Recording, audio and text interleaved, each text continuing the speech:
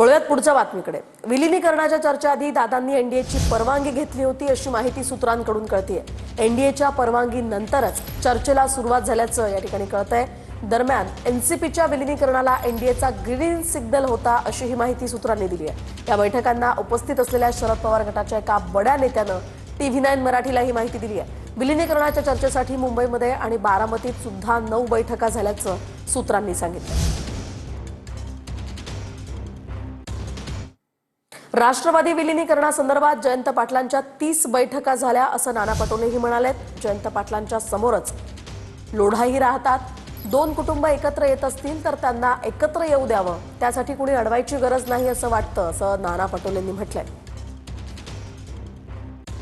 जयंत पाटलांच्याकडे जवळपास 30दा त्यांच्या मिटिंगा झाल्या आणि त्याच्या समोरच लोढा राहतात।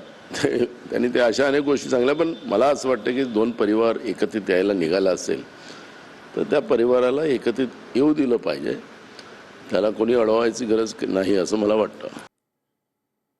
वळूयात पुढच्या बातमीकडे। अल्पसंख्याक विभागाचे उपसचिव मिलिंद शेणॉय यांची बदली झाली आहे। TV9 मराठीच्या बातमीनंतर मिलिंद शेणॉय यांची बदली झाली।